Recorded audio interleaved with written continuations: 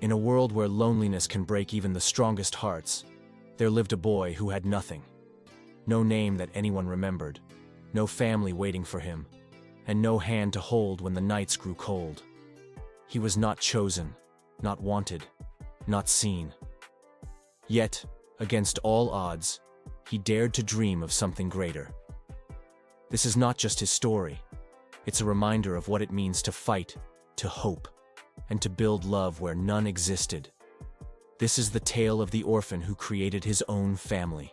The boy's first memories were not of lullabies or laughter, but of silence. The orphanage he grew up in was a crumbling building on the edge of a forgotten town. Its walls carried the scent of mildew. Its wooden floors creaked with every hesitant step, and the cracked windows let in cold winds that stung his skin. The caretakers did what they could. They offered food, clothes, and a place to sleep. But love was a luxury they could not afford. Dozens of children filled the halls, each one craving attention, each one hoping to be noticed. And among them all, he was invisible. When prospective parents came, they scanned the room with eager eyes. They smiled at the lively children, the pretty ones, the ones who laughed easily. But they never looked at him. He sat in the corner, quiet, eyes lowered, waiting. Always waiting. And each time a family left with another child, a new piece of his heart fractured. At night, he would whisper to himself, "Maybe tomorrow they'll see me. Maybe tomorrow I'll matter." But tomorrow never came. As the years passed, he grew older and less likely to be adopted. Everyone wanted babies or young children they could mold. Teenagers were too much trouble, they said, and so he stayed. The other orphans didn't dislike him, but they didn't understand him either. He wasn't loud, he wasn't funny, he didn't pick fights or play games, he just existed, like a shadow on the wall. But when the younger children cried at night, he was the one who crept to their beds and whispered stories until they fell asleep. When bullies tried to steal food from the small ones, he stood in their way, fists clenched, heart racing. He wasn't strong, but he was stubborn. He took hits meant for others, his bruises hidden beneath sleeves and silence. Even if no one called him family, he couldn't stop himself from acting like one. Somewhere inside, he knew. If he wanted love, he would first have to give it. One night, after another family visit where once again he was overlooked, the boy climbed onto the roof of the orphanage. The moon hung heavy in the sky, silver light spilling across the worn shingles. He sat there, hugging his knees, staring into the endless night. And in that silence, he made himself a promise. If no one chooses me, I will choose myself. If no one gives me a family, I will build one with my own hands. I will not wait for love. I will create it. That night changed him. He stopped wishing for someone to rescue him. Instead, he began to imagine what it would take to rescue himself. He started helping more, fixing broken toys, teaching younger kids how to read, listening when others felt forgotten. Slowly, without realizing it, he was planting seeds. Among the orphans was a younger boy named Kaito, barely 7, small and frail. Kaito was often sick, coughing in the cold nights. Other children avoided him, afraid they'd catch whatever plagued him. But the boy didn't. He brought Kaito food, sat by his bed, told him stories of heroes who rose from nothing. One day, Kaito whispered through cracked lips, "Why are you so kind to me?" The boy smiled faintly. "Because you're my little brother. Even if the world doesn't see it, I've decided it's true." Tears filled Kaito's eyes. From that day forward, the boy was no longer just a shadow. He was a brother. And for the first time, he felt a flicker of warmth in his empty chest. Being a brother meant sacrifice. When food was scarce, he gave his portion to Kaito. When fights broke out, he stood in front of him. When sickness spread, he carried him to the caretaker, refusing to let him be left behind. Other children began to notice. They saw the quiet boy who was always alone become a shield, a guardian. Some started calling him Big Brother too. And though he pretended not to care, inside he felt something powerful. Purpose. He wasn't chosen by blood. He wasn't chosen by strangers.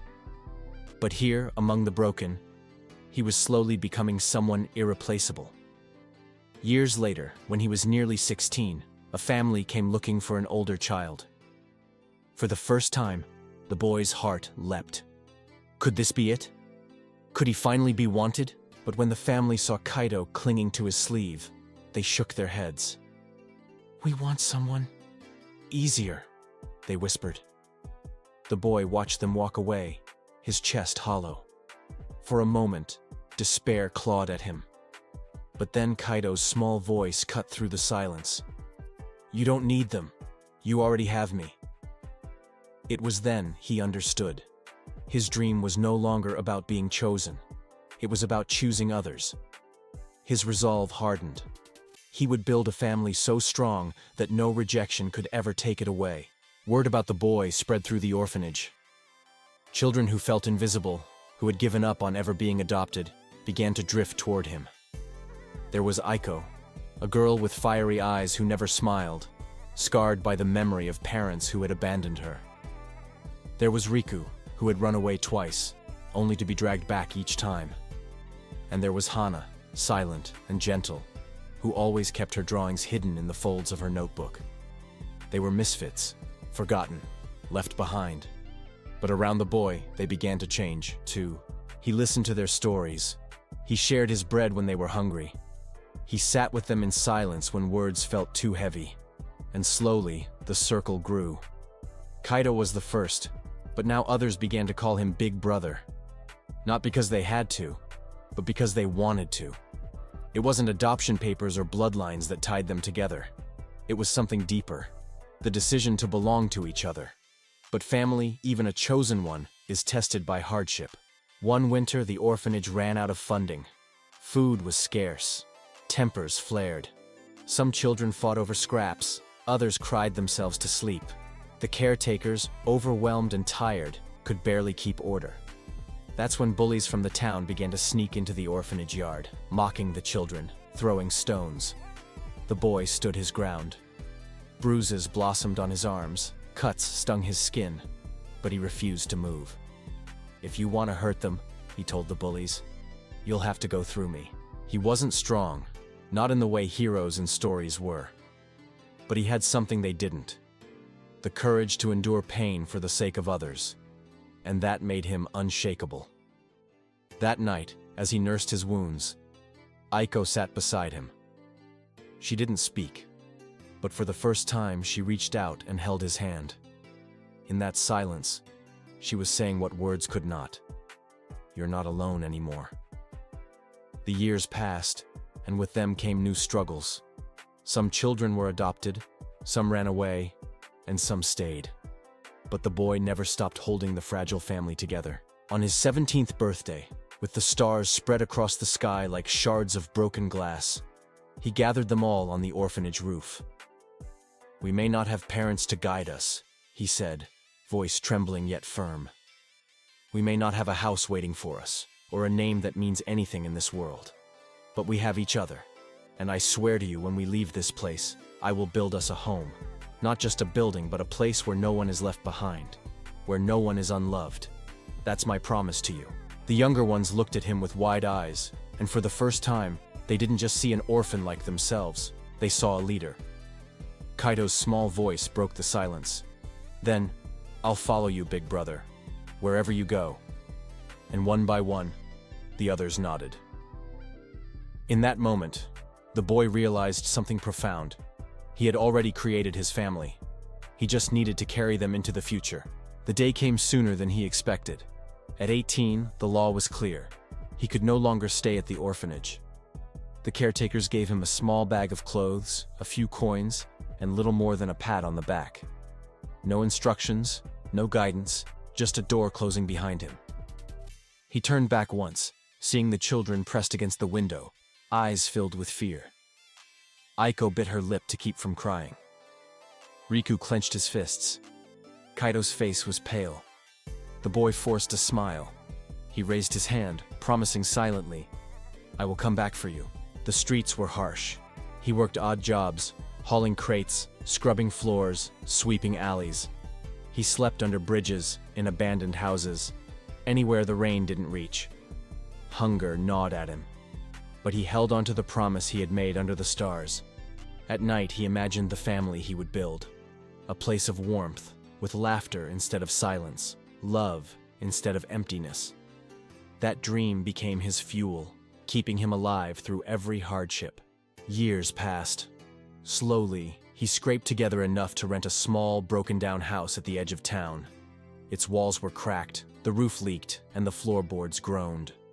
But to him, it was a castle. He worked harder than ever. By day, he carried loads in the marketplace. By night, he repaired the house with his bare hands. Piece by piece, he patched the roof, painted the walls, and built furniture from discarded wood. When the house was finally ready, he returned to the orphanage, not as the quiet boy who once sat in the shadows, but as a man who had kept his promise. The caretakers were skeptical. "You can't take responsibility for them," they said. "You're too young, too poor." But the children didn't hesitate. Aiko grabbed her few belongings and walked out the door. Riku followed, his stubborn grin daring anyone to stop him. Hana clutched her drawings close and whispered, "I believe in you." And Kaito, now 12, ran straight into his arms. Together they walked into their new home. The walls were thin, the meals were simple, but the laughter that filled the air was richer than gold. Life was not easy. There were nights when food was scarce, when storms threatened to tear the roof apart, when debts pressed heavy on his shoulders. But unlike the orphanage, no one here was alone.